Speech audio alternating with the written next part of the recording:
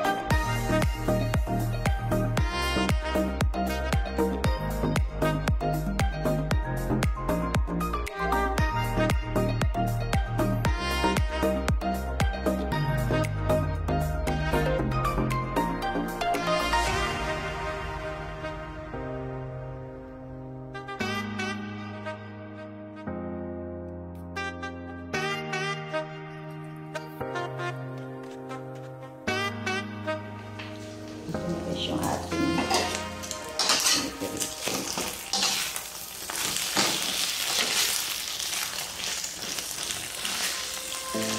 buti na lang guys, merong ganito. Pwede ka maluto. Pwede ka mamalengke dun sa labas.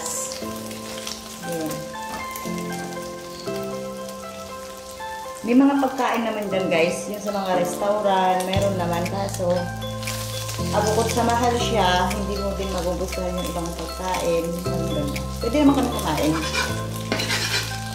Pero mas kagaya ito, mas prepared namin sa morning yung merong almusal. Yun. Ito, magiging kompleto yan. May tuyo. Tapos itlog na pula. Ay, kamatis. So, yun. Pwede na to. So, ito na guys yung aming almusal. Itlog na pula. Tuyo.